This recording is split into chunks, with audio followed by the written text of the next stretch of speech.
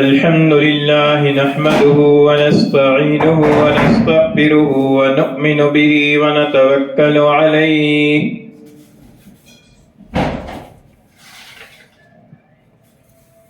ونعوذ بالله من شرور أنفسنا ومن سيئات أعمالنا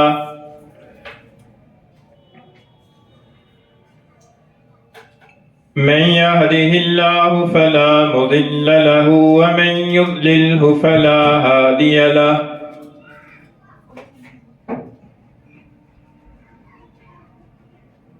ونشهد أن لا إله إلا الله وحده لا شريك له ونشهد أن سيدنا وسندنا وحبيبنا وحبيب ربنا ومولانا ونبينا محمدا عبده ورسوله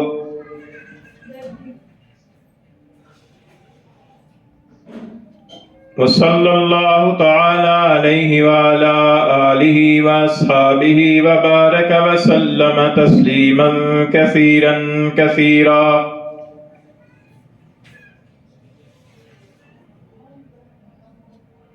أما بعد فعن أبي موسى رضي الله تعالى عنه قال قال رسول الله صلى الله عليه وسلم عود المريض وأطعم الجائع وفك العاني أو كما قال رسول الله صلى الله عليه وسلم صدق رسوله النبي الكريم ونحن على ذلك لمن الشاهدين والشاكرين والصلاة والسلام على سيد الأنبياء والمرسلين والحمد لله رب العالمين.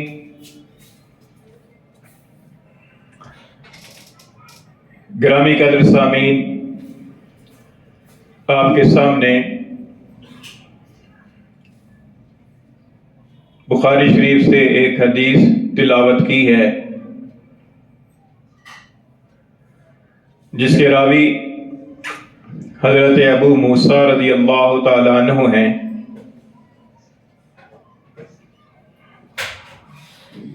فرماتے ہیں کہ حضور نبی کریم صلی اللہ علیہ وسلم نے ارشاد فرمایا کہ عود المریض، بیمار کی بیمار پرسی کرو، وَأَطْعِمُ الْجَائِعَ، اور بھوکے کو کھانا کھلاؤ، وَفُكُّ الْعَانِ، اور قیدی کو رہائی دلاؤ۔ اس حدیث میں حضور اقدس صلی اللہ علیہ وسلم نے 3 احکام ارشاد فرمائے ہیں۔ ان میں سے پہلا حکم یہ فرمایا کہ عود المریض، کی بیمار پرسی کرو۔ آج کی اس مجلس میں اسی پہلے حکم کی متعلق احادیث کی روشنی میں اور اہل علم حضرات کی بیان کردہ تفصیل کی روشنی میں کچھ باتیں عرض کرنے کا خیال ہے۔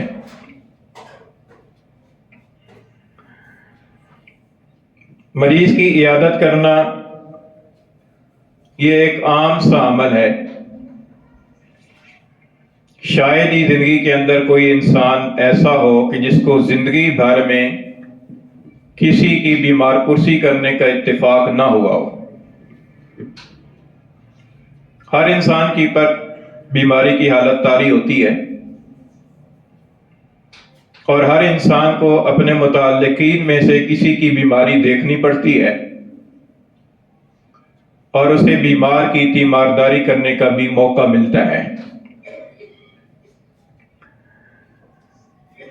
اور یہ عمل صرف ہمارا معاشرتی عمل نہیں ہے، بلکہ احادیث کے اندر بھی اس کی فضیلت ارشاد فرمائی گئی ہے، اور احادیث کے اندر بھی بیمار پرسی سے متعلق ہدایات ارشاد فرمائی گئی ہیں۔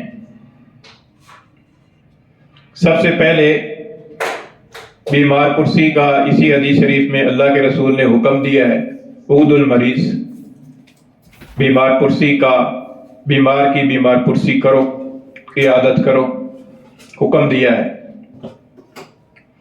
اور ایک حدیث میں حضور اقدس صلی اللہ علیہ وسلم نے اس کو مسلمان کا حق قرار دیا ہے۔ حضرت ابو ہریرہ رضی اللہ تعالیٰ عنہ سے روایت ہے، آپ فرماتے ہیں کہ رسول اللہ صلی اللہ علیہ وسلم نے ارشاد فرمایا، حق المسلم علی المسلم خمس، ایک مسلمان کے دوسرے مسلمان کے ذمے 5 حق ہیں۔ رد السلام، اس کے سلام کا جواب دینا، کوئی مسلمان سلام کرے، السلام علیکم کہے، اس کے جواب میں وعلیکم السلام کہنا۔ وعیادت المریض، کوئی مسلمان بیمار ہو جائے تو اس کی عیادت کرنا۔ واتباع الجنائز، کوئی مسلمان فوت ہو جائے تو اس کے جنازے کی ادائیگی کے لیے جانا۔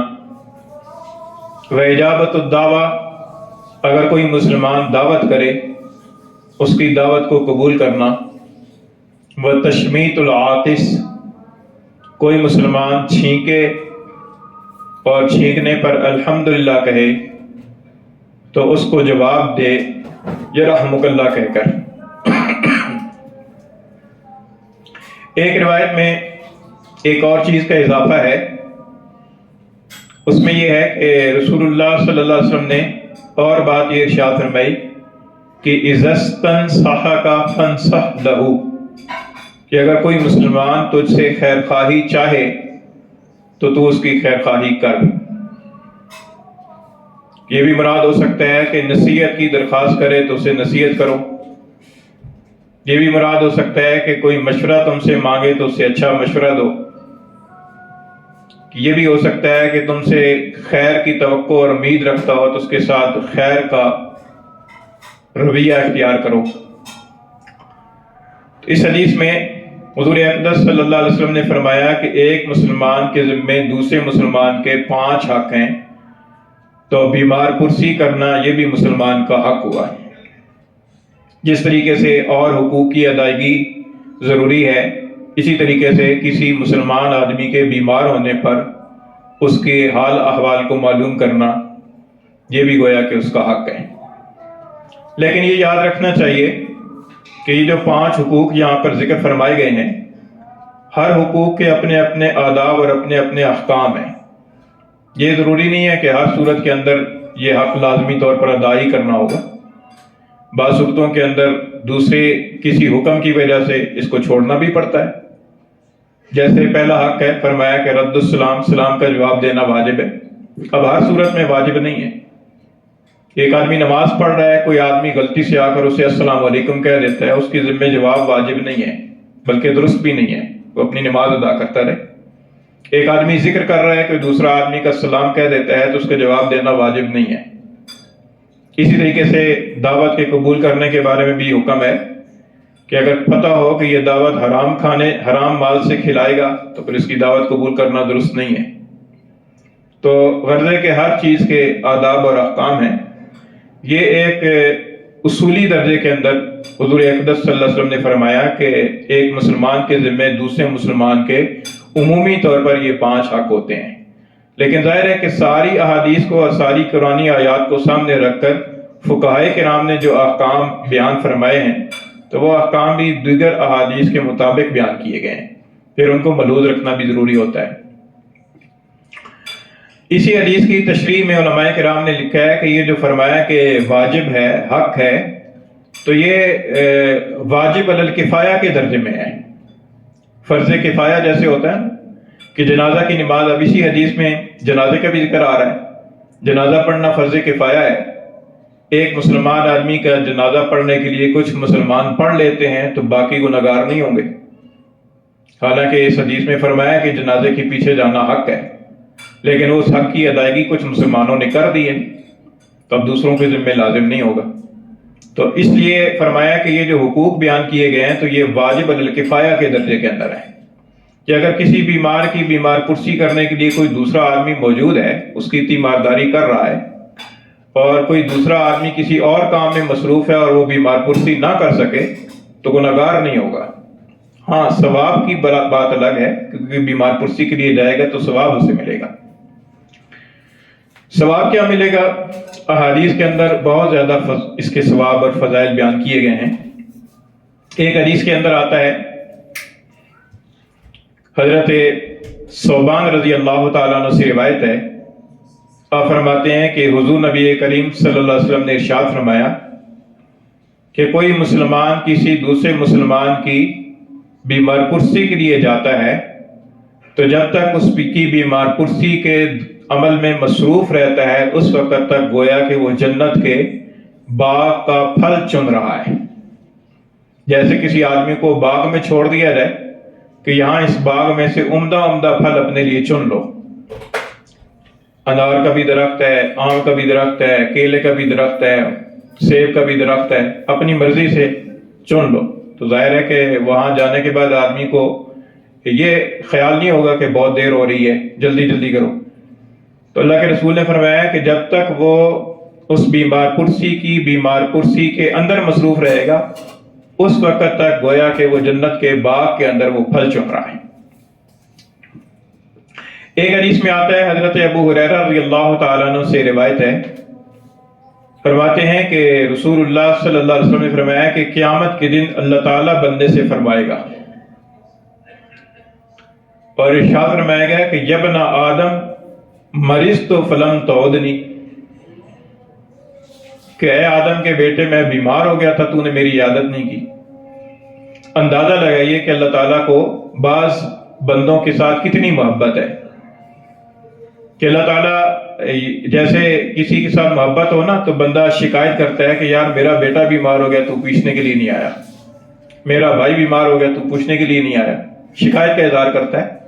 اللہ تعالیٰ کو بندے سے اتنی محبت ہے کہ اللہ تعالیٰ دوسرے بندے سے شکایت کر رہا ہے کہ یبن آدم مرضت فلم تعودنی، میں بیمار ہو گیا تھا تو میری بیمار پرسی کے لیے نہیں آیا۔ یہ نہیں فرمایا کہ میرا بندہ بیمار ہو گیا تھا، میرے بندے کی بیمار پرسی کے لیے تو نہیں آیا، فرمایا کہ میں بیمار ہو گیا تھا۔ تو بندہ عرض کرے گا کہ باری تعالیٰ آپ رب العالمین ہیں، آپ کیسے بیمار ہو سکتے ہیں، میں آپ کی بیمار پرسی کے لیے کیسے آتا؟ تو اللہ تعالیٰ فرمائے گا کہ میرا وہ فلاں بندہ بیمار ہو گیا تھا، اگر تو اس کی بیمار پرسی کے لیے آتا تو اس کے پاس مجھے بھی پاتا۔ تو اس سے آپ اندازہ لگائیے کہ بعض بیمار اللہ تعالیٰ کے اتنے محبوب ہوتے ہیں کہ گویا اللہ تعالیٰ کی معیت ان کو حاصل ہے، اور کوئی بیمار پرسی کے لیے اس بیمار کے پاس جاتا ہے تو گویا اللہ کے پاس جاتا ہے، اللہ تعالیٰ کے پاس جاتا ہے۔ تو اتنا بڑا مقام ہے بیمار پرسی کا کہ قیامت کے دن اللہ تعالیٰ بندے سے شکایت فرمائے گا کہ یبن آدم کے بیٹے مرضت فلم تعودنی، میں بیمار ہو گیا تھا تو نے میری عیادت نہیں کی۔ یہ آپ اندازہ لگائیے کہ یہ نہیں فرمایا کہ میرا بندہ بیمار ہو گیا تھا، میں بیمار ہو گیا تھا۔ یہ اللہ تعالیٰ کی بعض بندوں کے ساتھ ایک خصوصی تعلق اور خصوصی محبت ہوتی ہے، بعض اللہ کے محبوب بندے ہوتے ہیں، اللہ کے مقبول بندے ہوتے ہیں، ان کا مقام بہت اونچا ہوتا ہے۔ اور ایک حدیث میں آتا ہے، حضرت علی رضی اللہ تعالیٰ عنہ سے روایت ہے، فرماتے ہیں کہ حضور نبی کریم صلی اللہ علیہ وسلم نے ارشاد فرمایا کہ جب کوئی مسلمان کسی دوسرے مسلمان کی صبح کے وقت عیادت کرتا ہے تو شام تک 70,000 فرشتے اس کے لیے مغفرت کی دعا کرتے ہیں، اور اگر کوئی آدمی کسی مسلمان کی شام کے وقت عیادت کرتا ہے تو صبح تک 70,000 فرشتے اس کی مغفرت کی دعا کرتے ہیں۔ اب اس سے اندازہ لگائیے کہ جو آدمی کسی بیمار کی عیادت کے لیے چلا جاتا ہے، اس کا حال احوال معلوم کرنے کے لیے چلا جاتا ہے، تو حدیث کے مطابق 70,000 فرشتہ تو اللہ تعالیٰ کی معصوم مخلوق ہے نا، فرشتے تو گناہوں سے پاک صاف ہیں، اور فرشتے جب دعا کریں گے تو وہ کسی لالچ میں دعا نہیں کریں گے کہ میرا اس سے کام پھنسا ہوا ہے یا یہ میرے کام آئے گا یا کوئی مفاد وابستہ ہے، وہ تو اخلاص کے ساتھ دعا کریں گے، اور پھر ایک فرشتہ نہیں بلکہ 70,000 فرشتے، اور پھر ایک وقت دعا نہیں کریں گے، صبح سے لے کر شام تک کرتے رہیں گے۔ تو کتنی بڑی فضیلت اور کتنا بڑا مقام ہے۔ آج ہم دعائیں کے لیے کہتے ہیں نا کہ وہ فلاں بیمار ہے جی، خطیب صاحب دعائیں کریں، دعا کر دیں کہ جمعے کے اندر بہت سارے نمازی ہوں گے۔ تو یہ نمازی تو ہمارے جیسی نا، ہم ہی نمازی ہیں، ہمیں اپنا حال پتہ ہے کہ ہم کتنے پانی میں ہیں، ہماری نمازیں کیسی ہیں۔ یہ اللہ کے فرشتے جو ہے نا، یہ معصوم فرشتے 70,000 صبح سے لے کر شام تک اس بندے کے لیے مغفرت کی دعا کرتے ہیں جو کسی بیمار کی بیمار پرسی کے لیے صبح کے وقت جائے، شام کے وقت جائے تو صبح تک 70,000 فرشتے دعا کرتے ہیں۔ تو یہ بیمار کی بیمار پرسی کرنے کی فضیلت ہے۔ اور بھی کئی احادیث ہیں کہ جن کے اندر بیمار پرسی کرنے کی فضیلت ارشاد فرمائی گئی ہے کہ اگر کوئی آدمی کسی بیمار کی حالت معلوم کرتا ہے، اس کی بیمار پرسی کرتا ہے، تو اس بیمار پرسی کرنے والے کو کیا ملتا ہے۔ لیکن یہ جو انعامات احادیث میں بیان کیے گئے ہیں نا، یہ اس وقت ملتے ہیں کہ جب انسان اخلاص کے ساتھ کسی بیمار کی بیمار پرسی کرے۔ آج کل ہمارے ہاں جو ہے نا، وہ رسمیت اتنی آ گئی ہے کہ ہم جب کسی کی بیمار پرسی کرتے ہیں تو اس کے اندر بھی ہمارے سامنے کوئی نہ کوئی دنیاوی مفاد ہوتا ہے۔ ہم اس کو سامنے رکھ کر بیمار پرسی کر رہے ہوتے ہیں۔ بیمار کی حالت معلوم کرنے کے لیے تو ہم چلے جاتے ہیں، لیکن اس چلے جانے کا جو محرک ہے، کون سا وہ جذبہ ہے جو ہمیں لے کر چلا گیا ہے اس کے پاس، اس کی حالت معلوم کرنے کے لیے، اس کو اگر ٹٹولا جائے تو اخلاص کا بہت ہی ایک کم یاب قسم کی ایک خاصیت ہے کہ جس سے ہم محروم ہیں۔ خالص اللہ تعالیٰ کی رضا کے لیے اگر جائے، نہ اس میں بدلے کی نیت ہو، نہ اس میں دنیاوی کوئی مفاد اور کوئی لالچ وابستہ ہو، بلکہ خالص اللہ تعالیٰ کی رضا کے لیے اگر کسی کی بیمار پرسی کے لیے جائے گا تو اس کے پر یہ اللہ تعالیٰ کی طرف سے انعامات دیے جائیں گے۔ ہمارے ہاں عام طور پر بدلے کو سامنے رکھا جاتا ہے کہ فلاں آدمی میری بیمار پرسی کے لیے آ گیا تھا، اب جاننا ہی پڑے گا، اور فلاں آدمی کی بیمار پرسی کے لیے نہ گیا تو وہ پھر ناراض ہو جائے گا اور میرا فلاں کام جو ہے نا وہ اس کے پاس پھنسا ہوا ہے، وہ اٹک جائے گا۔ تو اس طرح کی ہمارے جذبات ہوتے ہیں، اس طرح کی ہماری نیتیں ہوتی ہیں کہ جب ہم بیمار پرسی کے لیے جاتے ہیں تو اپنی نیتوں کو خالص کر کے، خالص للہیت کی بنیاد پر اگر کوئی آدمی بیمار پرسی کے لیے جائے تو اس کی پر یہ انعامات ہیں جو مختلف احادیث کے اندر بیان کیے گئے ہیں۔ اب بیمار پرسی ہے کیا، اس کو بھی سمجھنے کی ضرورت ہے کہ بیمار پرسی سے مراد کیا ہے۔ بیمار پرسی سے مختلف طرح کی صورتیں ہیں، مختلف درجات ہیں، مختلف شکلوں کے اندر بیمار پرسی ہوتی ہے۔ بیمار پرسی کا ایک ادنا سا درجہ یہ ہے کہ آدمی کسی کا حال معلوم کر لے کہ آپ بیمار تھے، اب آپ کی کیسی طبیعت ہے، یہ حال معلوم کر لیا۔ ایک درجے کے اندر یہ بھی بیمار پرسی ہو گئی۔ اس حال کے معلوم کرنے کے اندر مریض سے مشافہتاً بھی معلوم کیا جا سکتا ہے، فون پر بھی معلوم کیا جا سکتا ہے، کسی کے واسطے سے بھی معلوم کیا جا سکتا ہے۔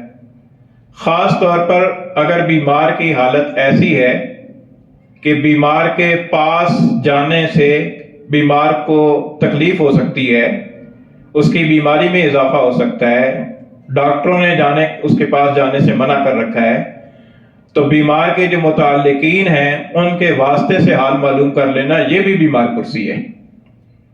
چنانچہ حدیث میں آتا ہے کہ حضور نبی کریم صلی اللہ علیہ وسلم کا جس بیماری میں وصال ہوا ہے، اس بیماری کی حالت کے اندر خاص صحابہ حضور کی خدمت میں حاضر ہوتے تھے۔ حضرت ابن عباس رضی اللہ تعالیٰ عنہ سے مروی ہے، فرماتے ہیں کہ ایک مرتبہ سیدنا علی المرتضیٰ رضی اللہ تعالیٰ عنہ آپ کے گھر کے فرد تھے، آپ کے پاس سے تشریف لائے تو میں نے ان سے معلوم کر لیا کہ رسول اللہ صلی اللہ علیہ وسلم کس حال میں ہیں، آپ کی طبیعت کیسی ہے، آپ نے کس حال میں صبح کی۔ تو حضرت علی رضی اللہ تعالیٰ عنہ نے بتا دیا۔ تو علماء کرام نے لکھا اس حدیث کے تحت میں سے معلوم ہوتا ہے کہ کسی بیمار کے متعلقین میں سے کسی سے پوچھ لینا یہ بھی بیمار پرسی کی ایک شکل ہے۔ بعض اوقات انسان کسی بیمار کو نا اپنا چہرہ دکھانے کی وہ ایک تمنا رکھتا ہے کہ یار میں چہرہ دکھا دوں، تو اس لیے وہ کسی متعلقین میں سے کسی سے حال معلوم کرنے پر وہ اکتفا نہیں کرتا، وہ اس پر راضی نہیں ہوتا۔ تو یہ جان لینا چاہیے کہ بعض اوقات کسی مریض کی حالت سیریس ہوتی ہے اور اس کے پاس عام لوگوں کا جانا اس کی بیماری کے لیے ٹھیک نہیں ہوتا، تو ایسی حالت میں اس پر اصرار کرنا مناسب نہیں ہے۔ اس کے افراد خانہ میں سے کسی فرد سے اس کی حالت کے بارے میں، اس کی کیفیت کے بارے میں پوچھا جا سکتا ہے، یہ بھی عیادت ہے، بیمار پرسی ہے۔ بیمار پرسی کا ایک اعلیٰ درجہ یہ ہے کہ بیمار کی تیمارداری اور اس کی خدمت کے لیے اپنے آپ کو مخصوص کر لینا۔ بعض اوقات کوئی آدمی بیمار ہو جاتا ہے اور اس سے خدمت کی ضرورت ہوتی ہے، کوئی خادم ہو کہ جو اس کی دوا دارو کا خیال رکھے، اس کے پرہیزی کھانے کا خیال رکھے، اس کے نقل و حرکت میں اس کی معاونت کرے۔ تو ایسی صورت کے اندر کسی بیمار کے لیے اپنی خدمات کو وقف کر دینا، یہ بھی بیمار پرسی کی ایک شکل ہے، اور یہ بیمار پرسی کی ایک سمجھے کہ اعلیٰ شکل ہے۔ بعض اوقات مریض کے ساتھ اسپتال میں رہنا پڑ جاتا ہے، ایک رات گزارنی پڑتی ہے، 2 راتیں گزارنی پڑتی ہیں، بعض اوقات گھر میں مریض کے ساتھ رہنا پڑتا ہے، یہ بھی تیمارداری اور بیمار پرسی ہے، اور یہ اعلیٰ درجے کی بیمار پرسی ہے۔ اچھا، بیمار پرسی کے لیے طریقہ کار کیا ہونا چاہیے؟ سب سے پہلے جو چیز ملحوظ رکھنی چاہیے، اسپتال میں بیمار پرسی کے لیے جا رہے ہیں یا گھر میں بیمار پرسی کے لیے جا رہے ہیں، تو سب سے پہلے یہ ہے کہ وقت کا لحاظ رکھنا چاہیے۔ وقت شریعت نے یہ بیمار پرسی کے لیے نہ کوئی دن مقرر کیا ہے، نہ کوئی وقت مقرر کیا ہے، بلکہ یہ ہم لوگوں کی سہولت پہ چھوڑ دیا ہے۔ تو ہمیں عیادت کرنے والے کو اپنی سہولت کی بجائے بیمار کی سہولت کو مد نظر رکھنا چاہیے کہ بیمار کو کس وقت میں عیادت میں سہولت رہے گی۔ یہ نہیں ہے کہ آدمی سوچے کہ مجھے اس وقت سہولت اور فرصت ہے تو چلو جی، اب چاہے بیمار آرام کر رہا ہے، چاہے اس کی جو ہے نا وہ اس کی بیماری کی حالت ایسی ہے کہ وہ نہیں ملنا چاہتا، لیکن نہیں، چونکہ مجھے اس وقت فرصت ہے میں ایسی ہو جاؤں گا، ایسا نہیں، بلکہ بیمار کی سہولت کو پیش نظر رکھنا چاہیے کہ کس وقت میں اس کو سہولت ہے، وہ وقت اور وہ دن انتخاب کرنا چاہیے، اور اس میں بیمار کے جو اہل خانہ ہیں ان سے مشورہ کیا جا سکتا ہے کہ کس وقت میں مناسب ہے۔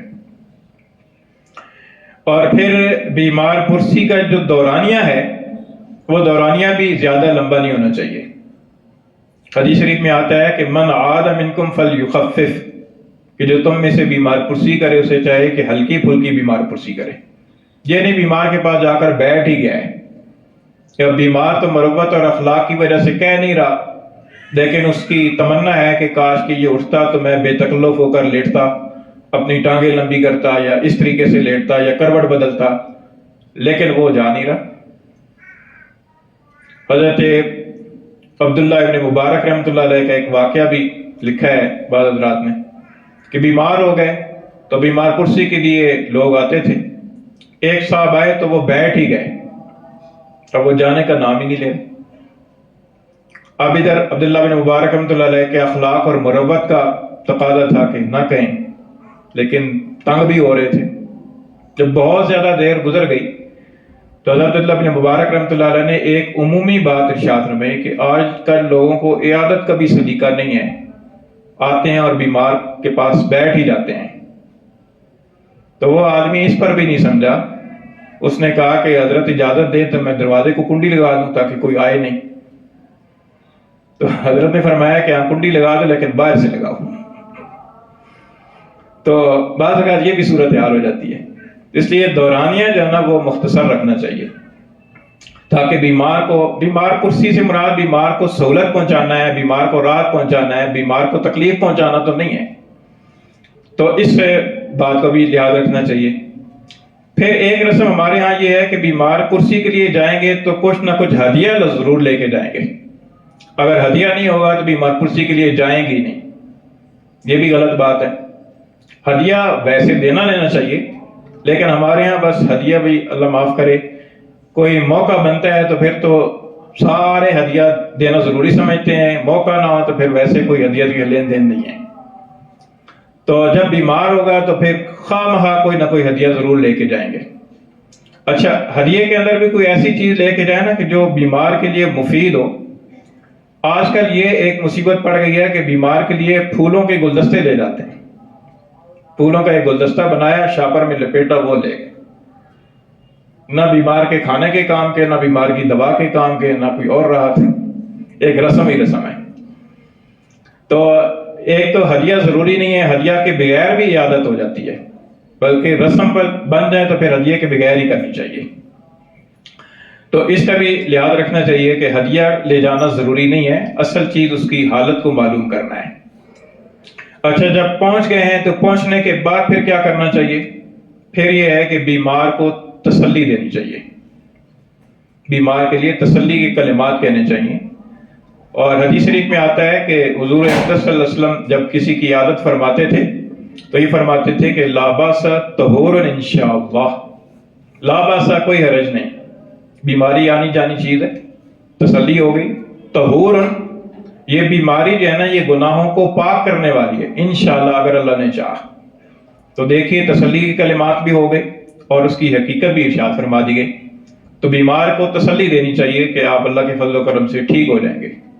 مایوسی والی باتیں نہیں کرنی چاہیے. اچھا، پھر بیمار کے پاس جانا، بیمار کی حالت معلوم کرے، اجمالی طور پر حالت معلوم کر لے.